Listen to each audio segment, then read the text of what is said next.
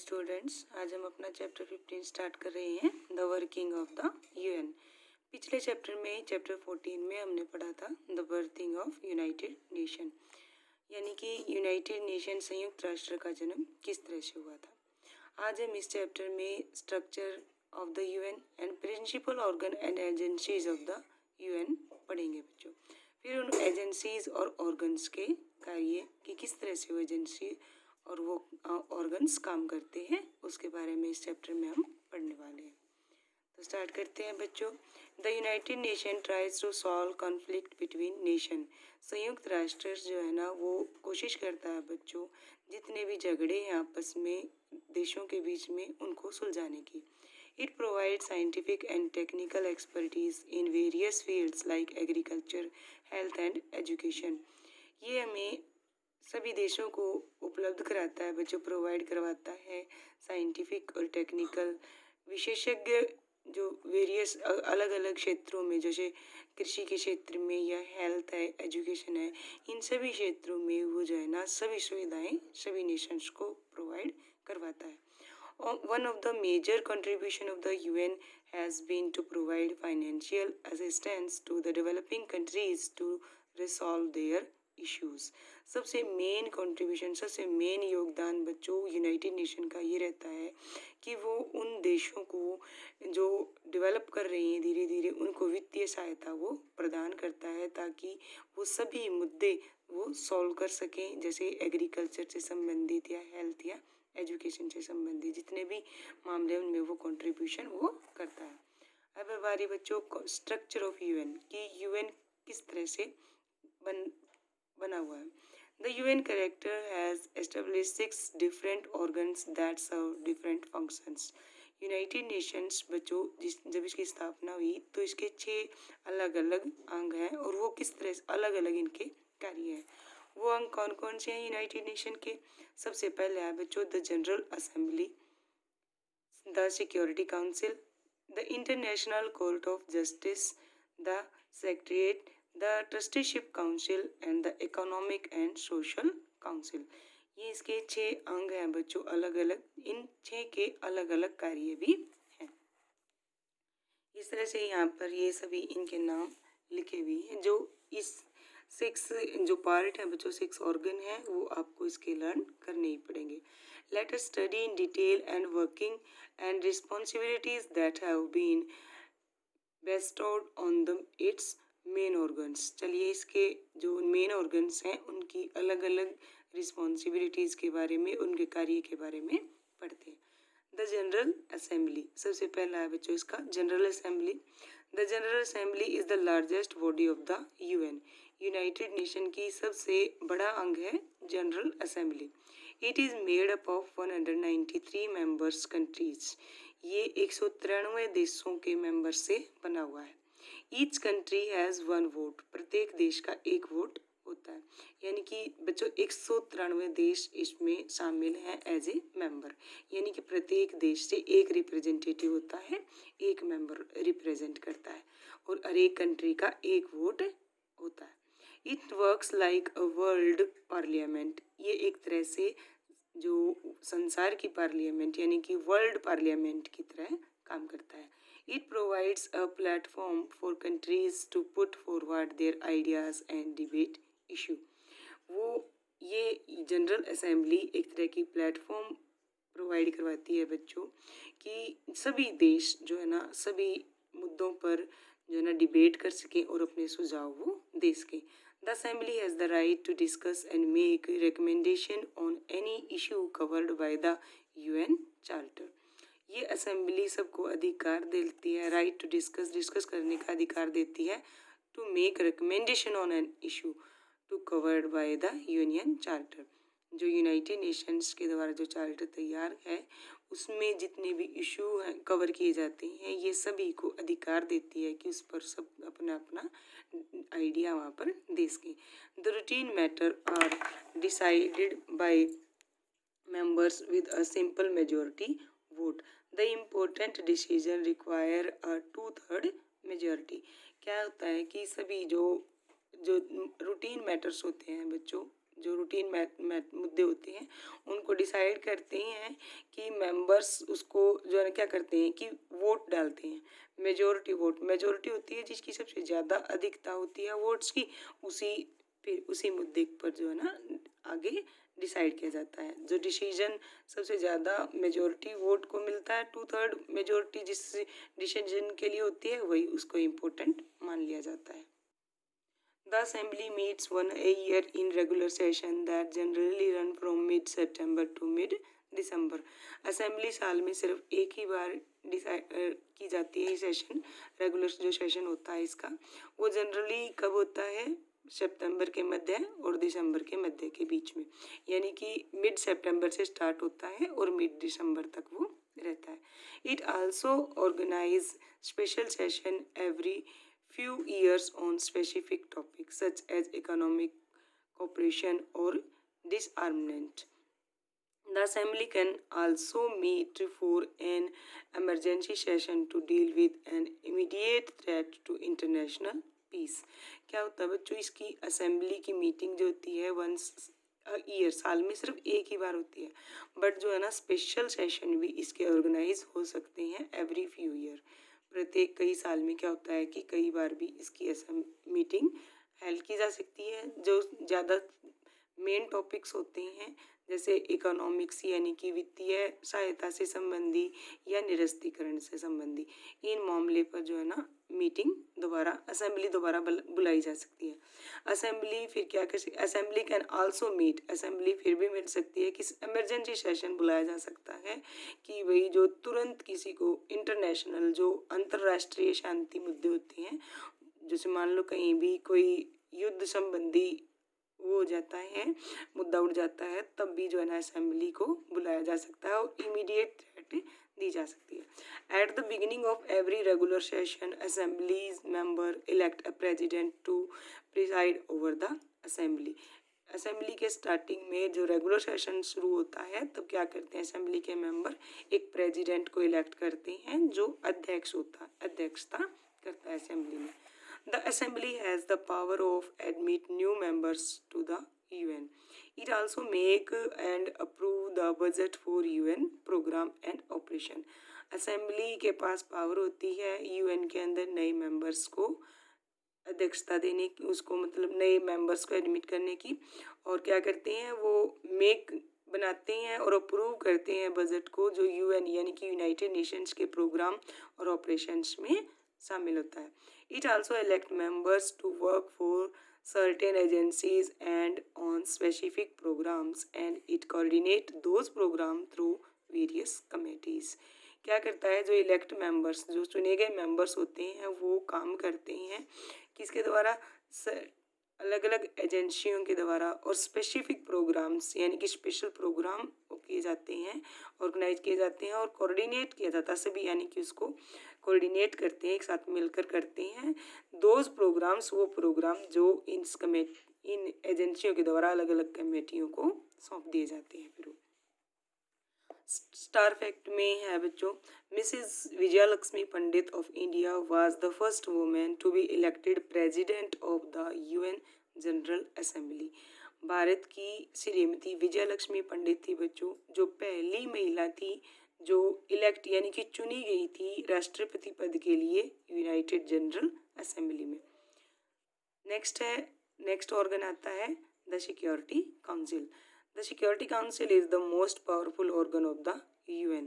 सबसे largest organ था बच्चों जनरल असेंबली, उसके बाद जो मोस्ट पावरफुल यानी कि सबसे ताकतवर अंग है UN का वो है security council. It is responsible for maintaining international peace and for restoring peace if any conflict arise। ये क्या करता है, ये अंग का रिस्पॉन्सिबल जिम्मेदार होता है पूरी अंतर्राष्ट्रीय शांति और सुरक्षा के लिए, कि भी आसपास कोई भी अगर मुद्दा खड़ा होता है, लड़ाई संबंधी कोई भी झगड़े इशू वगैरह होते हैं, उनको वो शांति से सुलझाने का कार्य वो करता है। Its decision are final and all members have to abide by its decision. Security council का ही जो फैसला होता है वो फाइनल होता है और सभी मेंबर्स उस डिसीजन को पालन करने के लिए बाध्य होते हैं।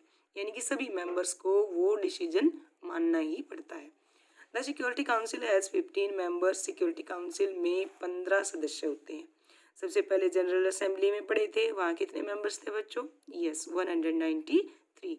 अब सिक्योरिटी काउंसिल में पढ़ रहे हैं तो सिक्योरिटी काउंसिल में कितने मेंबर हैं? 15 members, out of which 5 members are permanent. इन 15 सदस्यों में 5 सदस्य परमानेंट होते हैं। आप सभी को यहाँ पर एक बात बताऊं बच्चों कि जो मेंबर्स जो हम काउंट कर रहे हैं वो एक ही सदस्य होता है, वो एक सदस्य पूरे अपने देश को रिप्रेजेंट करता है। यानी कि जो ये 15 मेंबर्स हैं यानी कि ये 15 कंट्रीज हैं। आउट ऑफ इनमें से 5 जो है परमानेंट होते हैं। The assembly elect the other 10 members for 2-year terms. जो असेंबली के 10 अलग सदस्य, इसमें 10 सदस्य जो और होते हैं उनको प्रत्येक 2 साल में चुना जाता है। The 5 permanent member of the Security Council are the United States, United Kingdom, France, Russia and China. जो सिक्योरिटी काउंसिल के 5 परमानेंट सदस्य हैं वो हैं बच्चों United states, United kingdom, France, Russia और चाइना। ये 5 देश हैं, ये परमानेंट हैं सिक्योरिटी काउंसिल के। यानी कि जो सबसे मोस्ट पावरफुल ऑर्गन है यूनाइटेड नेशन, उसके ये 5 सदस्य परमानेंट हैं। These member are the most powerful, तभी तो इन देशों को सबसे पावरफुल देश कहा जाता है। नेक्स्ट आ जाता है हमारा बच्चों सेक्रेटेरिएट यानी कि सचिवालय। This organ is the executive branch of UN. ये ऑर्गन सबसे कार्यकारी ब्रांच यानी कि सबसे ज़्यादा कार्यभार जो होता है वो इसी ऑर्गन में होता है। It take care of the UN program and policies and carries out day to day operation. यही जो है ना क्या करता है, देखभाल करता है यूनाइटेड नेशन के सभी प्रोग्राम्स, पॉलिसीज और जो दिन प्रतिदिन के कार्य होते हैं उन सभी को ये देखभाल करता है। The secretary general is the head of the secretariat and act as the United Nation spokes person. जो सेक्रेटरी जनरल होता है बच्चों वो सचिवालय का हेड होता है और यूनाइटेड नेशंस का एक तरह से क्या होता है वो वो स्पीकर होता है यानी कि वही इसका अध्यक्ष होता है। He is the nominated by the Security Council and appointed by the General Assembly for a 5-year term। यानी कि जो सचिवालय है, सचिवालय का जो हेड है सेक्रेटरी जनरल, उसको कौन चुनता है? यह सिक्योरिटी काउंसिल, और सिक्योरिटी काउंसिल उसको नॉमिनेट करती है और चुनता है उसको जनरल असेंबली। जनरल असेंबली यानी कि जो largest organ of the UN होता है वही उसको अपॉइंट करता है 5 साल के लिए। जो अभी फ़िलहाल में हमारे प्रेजेंट में यूएन सेक्रेटरी जनरल हैं वो हैं बच्चों हमारे Antonio Guterres. The Secretary General is the most powerful official who take care of the daily operation of UN and has a major role to play in setting and organization's agenda in international security affairs। जो secretary general होता है वो most powerful यानी कि सबसे ज़्यादा इसको ही ताकत यहाँ पर दी जाती है, जो कार्य करता है, देखभाल करता है दिन प्रतिदिन के यूनाइटेड नेशंस के काम कार्य की, और इसका मेजर रोल होता है सेटिंग में, किसमें? Operation organisations agenda in international security affairs. जो अंतर्राष्ट्रीय एजेंडा होता है अंतर्राष्ट्रीय सुरक्षा संबंधी मामलों पे। यहाँ पर कुछ लिस्ट दी गई है बच्चों जो हमारे सेक्रेटरी जनरल हैं यूएन के। यहाँ पर 1945 में यूएन का बर्थ हुआ था, तभी से यहाँ पर ये शामिल है। ठीक है बच्चों, यहाँ पर 9 अभी तक का जो हमारे अभी तक की डेट का दिया गया है इसमें ये सारे। नेक्स्ट आ जाता है हमारा the economic and social council. ये अलग अलग देशों के हैं बच्चों, इसमें सेक्रेटरी जनरल, ठीक है, और इन सभी का कार्यभार जितने जितने साल तक वो यहाँ रही है वहाँ पर दिया गया है। ठीक है बच्चों, नेक्स्ट जो ऑर्गन आता है वो हमारा the economic and social council, ECOSOC, ये इसकी शॉर्ट फॉर्म है। This organ coordinate and economic and social work for the UN. ये ऑर्गन्स ये अंग है यूनाइटेड नेशंस का, ये सभी वित्तीय और सामाजिक कार्य संबंधी कार्य करता है। There are 54 members countries in economic and social council. So economic और सोशल काउंसिल के 54 मेंबर्स होते हैं बच्चों, that are elected by the general assembly for 3-year term. General assembly के द्वारा चुने जाते हैं ये 3 साल के लिए. This organ studies and recommendation action on international issue like medicine, education, economics and social needs. जो ये अंग है बच्चों, ये क्या करता है, किसकी स्टडी करता है और रिकमेंड करता है इन मुद्दों पर जो इंटरनेशनल अंतर्राष्ट्रीय इशू होते हैं उनके लिए रिकमेंड करता है कार्य करना. किस पे संबंधी, जैसे दवाई संबंधी है, शिक्षा है, वित्तीय है या सामाजिक ज़रूरतों के लिए ये कार्य करने के लिए स्टडीज़ करता है कि भाई कहाँ किस चीज़ की ज़रूरत है, ये उस चीज़ पर सर्वे करता है. It works through various committees and commissions. ये अलग अलग संस्थाओं और कमीशंस के जरिए ये कार्य करता है. It helps those people group and societies which are facing difficult problems. ये उन व्यक्तियों की, उन ग्रुप्स की या उन सोसाइटीज़ की सहायता करता है बच्चों जो मुसीबतों में को फेस करते हैं, डिफ़िकल्टीज़ में हैं, मुसीबतों में. Economics and social council coordinates with specific agency that provide social, economic and related service. ये संस्था उन्हीं के साथ कोऑर्डिनेट करती है, उन स्पेसिफिक एजेंसीज के साथ कोऑर्डिनेट करती है जो सामाजिक, वित्तीय और इनसे संबंधित सुविधाएं प्रदान करती है. नेक्स्ट जो आता है बच्चों, नेक्स्ट अंग है इसका यूएन का, the international court of justice, अंतर्राष्ट्रीय कोर्ट न्याय की. It is also called the world court. International court of justice को वर्ल्ड कोर्ट के नाम से भी जाना जाता है. It is the judicial organ of the UN. ये न्यायिक अंग है बच्चों यूनाइटेड नेशन का. It is located in the Hague, Netherlands. ये नीदरलैंड के हेग में है. This court listen to case brought bye Nations against each other. इस कोर्ट में उन केस की सुनवाई होती है जो एक देश से दूसरे देश के विरुद्ध लाए जाते हैं.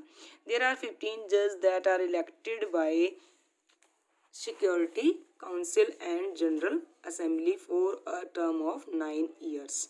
इसके जो 15 जज हैं बच्चों, 15 जज जो चुने जाते हैं सिक्योरिटी काउंसिल और जनरल असेंबली के द्वारा, और इनका कार्यकाल 9 साल तक होता है.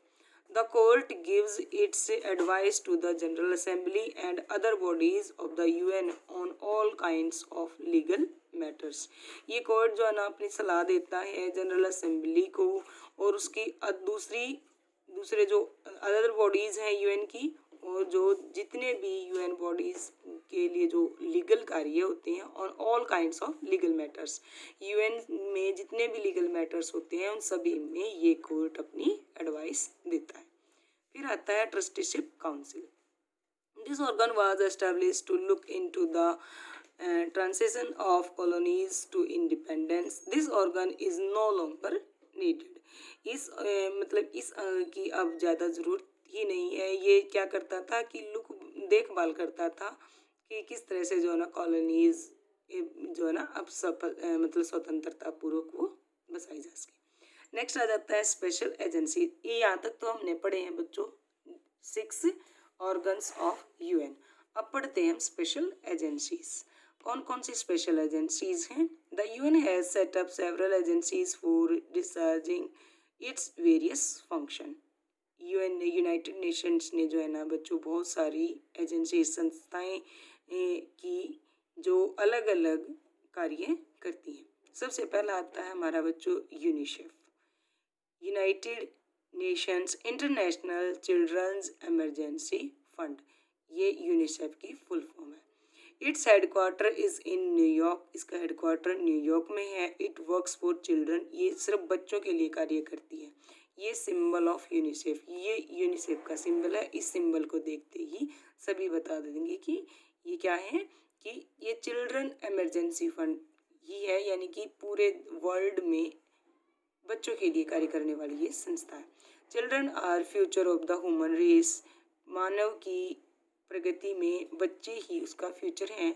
अवर top most priority should be provide them with proper education and bringing them up in a hygienic disaster free environment. हमारी सबसे पहली जो प्राथमिकता होनी चाहिए बच्चों, वो होनी चाहिए कि बच्चों को प्रॉपर शिक्षा, उनकी साफ सफाई, सबसे जो हमारी डिजीज फ्री इन्वायरमेंट यानी कि जो बीमारियों से फ्री जो पर्यावरण है वो हमें बच्चों को प्रदान करना चाहिए। But today over 300 million children remain illiterate. परंतु आज स्थिति क्या है कि लगभग 300 जो 300 मिलियंस बच्चे हैं वो क्या हैं, अनपढ़ ही। Many are victim of serious disease. कुछ जो है ना बहुत ही भयानक बीमारियों के विक्टिम है, शिकार हैं।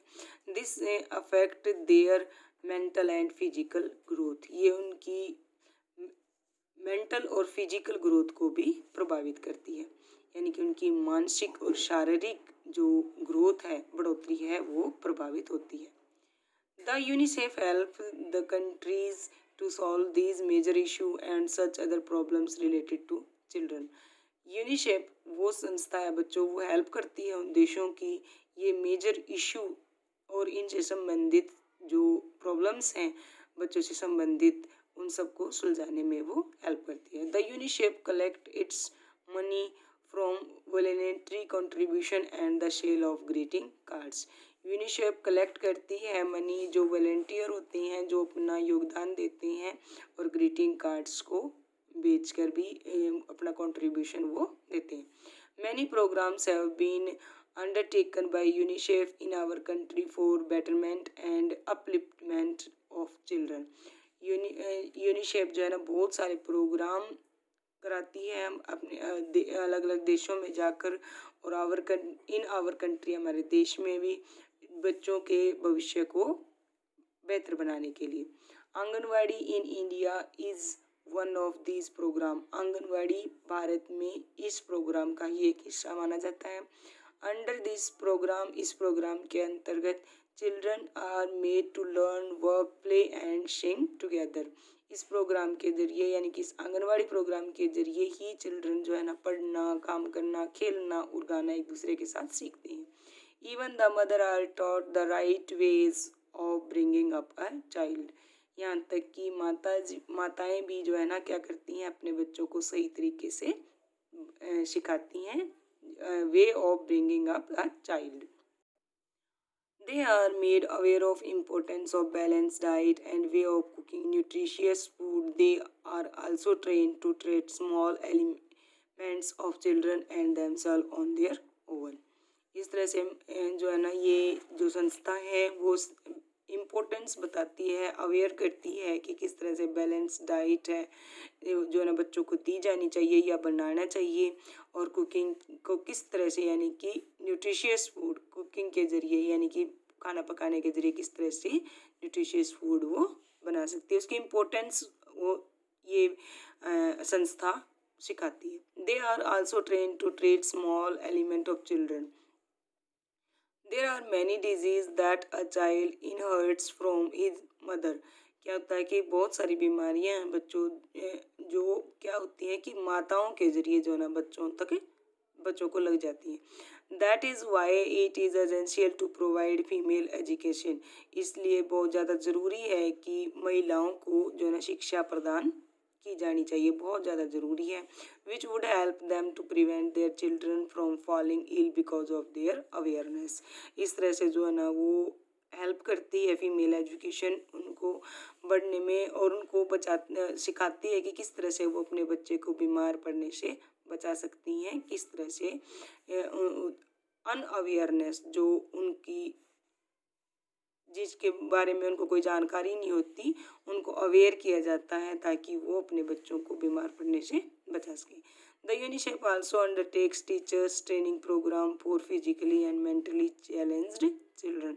यूनिसेफ उन को भी मतलब क्या करती है, अंडरटेक्स करती है टीचर्स को ट्रेनिंग देती है, ट्रेनिंग प्रोग्राम्स चलाती है ताकि वो फिजिकली और मेंटली जो शारीरिक और मानसिक रूप से विशिष्ट बच्चे हैं उनको शिक्षा देने के लिए भी वो टीचर्स ट्रेनिंग प्रोग्राम प्रोवाइड करवाती है। फिर नेक्स्ट जो संस्था है बच्चों वो है WHO यानी कि वर्ल्ड हेल्थ ऑर्गेनाइजेशन। इससे सब भी मतलब इसके बारे में काफ़ी कुछ जानते भी हैं बच्चों आप। The WHO was established in 1948। इसकी स्थापना 1948 में हुई थी। It has its headquarter in Geneva Switzerland.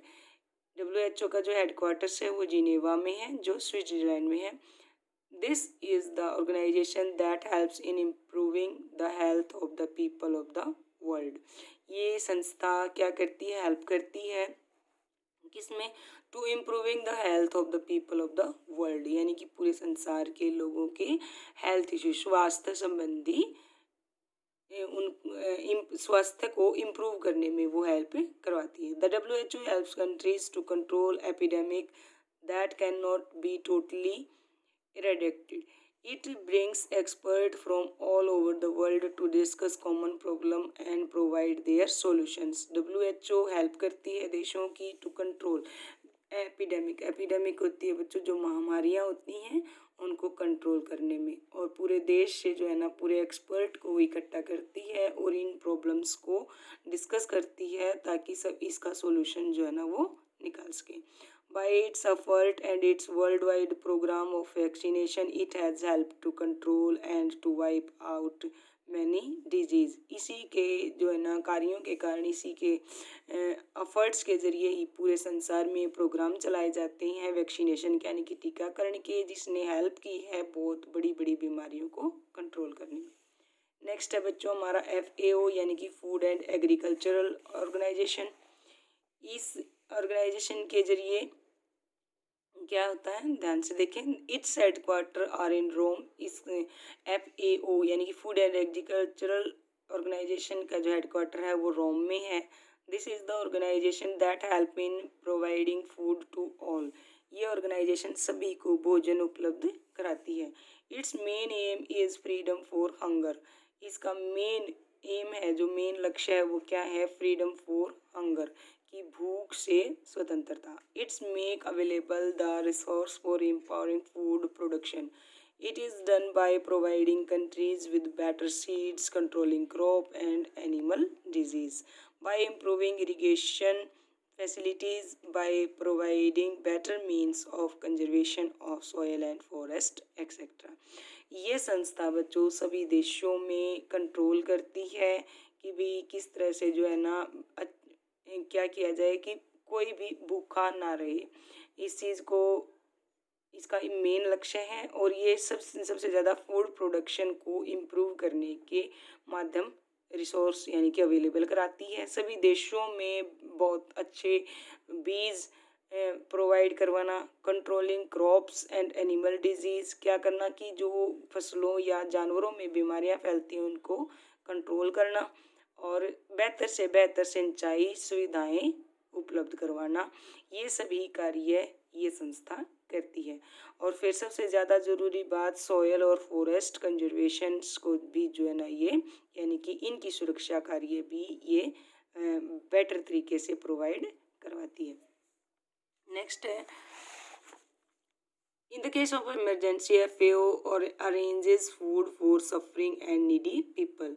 जो ज़रूरत के समय जो है ना जो फूड और एग्रीकल्चर ऑर्गेनाइजेशन है वो बच्चों फूड भी अरेंज करवाती है ज़रूरतमंद लोगों के लिए। नेक्स्ट संस्था है हमारी ILO यानी कि international labour organisation. This is the organisation that help the nation in improving the working condition of their people. It tries to sort out problems between government employees and workers. क्या करती है ये संस्था बच्चों, improve करती है working condition को of their people.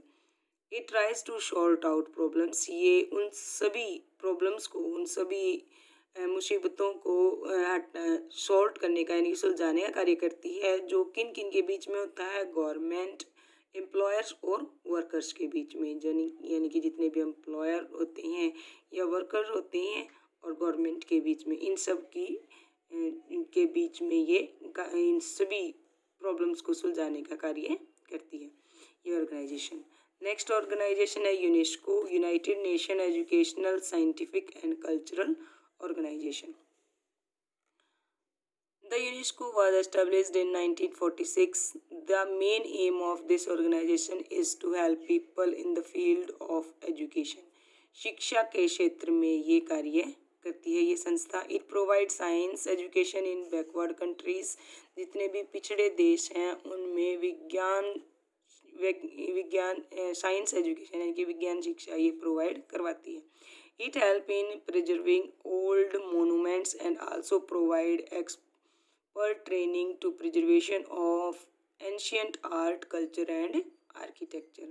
ये बच्चों जितने भी पुराने मोनूमेंट्स हैं, हमारे जितने भी स्मारक हैं, उन सब को प्रिजर्व यानी कि सुरक्षित रखने का कार्य करती है। एक्सपर्ट प्रोवाइड करवाती है ताकि जितने भी प्राचीन कला, संस्कृति और आर्किटेक्चर है उसको प्रिजर्व यानी कि संभाल कर रखा जा सके। On the whole, it encourages nations to work together in the field of education, science and culture. और दूसरी शब्दों में कहा जाए तो ये सभी देशों को प्रोत्साहित करती है कि किस तरह से जो है ना शिक्षा, साइंस और जो हमारा सांस्कृतिक कल्चर है उसको जो है ना एक साथ बढ़ावा दे सके। This would enable people to respect freedom, justice, law and equal human rights for all. कि क्या है, this would enable people to respect freedom, justice, law and equal human rights for all. सभी के लिए जो है ना सभी अधिकार, मानव अधिकार सभी के लिए इक्वल है, चाहे वो फ्रीडम के उसमें हो, जस्टिस हो या law. It has its headquarter in Paris. इस संस्था का जो हेडक्वार्टर है बच्चों वो है पेरिस में, यानी कि यूनेस्को का हेडक्वार्टर पेरिस में। फिर है अचीवमेंट्स ऑफ यूएन, यानी कि यूनाइटेड नेशंस ने क्या क्या उपलब्धियां पाई हैं। The UN has been able to fulfil its aim to some extent. Some of its achievements are listed below. इसके कुछ जो अचीवमेंट्स हैं वो यहाँ हैं। It has been able to resolve international dispute peacefully. ये जितने भी अंतर्राष्ट्रीय मुद्दे होते हैं उनको बड़ी ही शांतिपूर्वक सुलझाती है, जितने भी इंटरनेशनल अंतर्राष्ट्रीय झगड़े होते हैं। In many instances it has tried that the war between the conflicting countries comes to an end and also that no other countries join it. The war between India and Pakistan, Iraq and Iran, Israel and the Arab countries and many such wars were not allowed to grow being big because of fault of the UN. क्या है बच्चों की बहुत सारे देश हैं जैसे भारत, पाकिस्तान है, ईरान है, इराक है, इजराइल और अरब देश हैं। ये ऐसे देश हैं जो बच्चों आपस में मतलब झगड़ा करते रहते हैं। तो यूएन क्या करता है, इन देशों के जो झगड़े होते हैं उनको ये सुलझाता है। It has played a remarkable role in arms control, especially by stopping nations from using dangerous nuclear weapons. ये क्या करता है, जो दूसरे जो पावरफुल देश हैं बहुत ही खतरनाक न्यूक्लियर वेपन्स यानी कि न्यूक्लियर हथियार हैं उनको कंट्रोल करने में भी ये हेल्प करता है। It has been successful in providing help to all developing countries in their fight against poverty, disease and illiteracy. ये यूएन क्या करता है बच्चों, सक्सेसफुल है किसमें, प्रोवाइडिंग करवाता है, सफलतापूर्वक हेल्प करता है उन सभी डेवलपिंग कंट्रीज़ को किसके अगेंस्ट फाइट करने के, गरीबी, बीमारी और इलिटरेसी यानी कि जो अनपढ़ लोग होते हैं यानी कि अनपढ़ता को दूर करना। It has also gained tremendous success in empowering culture cooperation among the nations. With the help of its specialized agencies, it has been able to improve food production and provide better working conditions for industrial workers. ये सभी एजेंसियों के द्वारा क्या करता है, help करता है इम्प्रूव करने में फूड प्रोडक्शन, जो खाद्य उत्पादन है उसको और बेहतर तरीके से काम करने में और इंडस्ट्रियल वर्कर्स के कंडीशंस पर भी ये ध्यान देता है। It has been successful in providing relief to refugee and victim of the yes, committee, जो भी रिफ्यूजी होते हैं बच्चों, जो दूसरे देशों से रिफ्यूज़ किए गए, उनको ये प्रोवाइड करवाता है रिलीफ, और उन सभी विक्टिम्स को ये शांतिपूर्वक बसाता है. We should remember one thing, that the success of UN depends a lot on how much cooperation is extended by its member nation. We should remember, हमेशा सदा याद रखना चाहिए एक चीज़, कि जो सफलता है UN की वो डिपेंड करती है a lot of how much cooperation, इस चीज़ पर सबसे ज़्यादा निर्भर करती है कि किस तरह से उसको सहयोग किया जाता है to extend by its member nation, जो इसके सदस्य देश हैं उनके जरिए उसको किस तरह से उसको में सहायता यानी कि कोऑपरेशन, उसका सहयोग किया जाता है. वर्ल्ड पावर में हमारे दो ही डिफाइंस हैं यहाँ पर बच्चों. तो हम डिफाइंस में यूनेस्को और यूनिसेफ, ये सिर्फ इनकी क्या लिखी है, फुल फॉर्म लिखी हुई है, तो आप ये लिखेंगे अपनी नोटबुक में. यहाँ पर इसका लेट्स रिकॉल में जो हमने चैप्टर में पढ़ा है वो दिया गया है यहाँ पर. अब हम इसका बुक वर्क करेंगे. बुक वर्क करते हैं बच्चों. इसका सबसे पहला क्वेश्चन हमारा, tick the right answer. The organ which is the executive branch of the UN is. The executive branch है बच्चों द सेक्रेटेरिएट. नेक्स्ट है, the number of members that has the security council has. Security council में 15 members होते हैं. The organ that is called the World Court is World Court, International Court of Justice को कहा जाता है. Number of members countries of UN. UN की members countries कितने हैं बच्चों, 193. Filling the blanks है, the Security Council is the most powerful organ of the UN. सबसे powerful अंग जो है यूनाइटेड नेशन का है वो है सिक्योरिटी काउंसिल.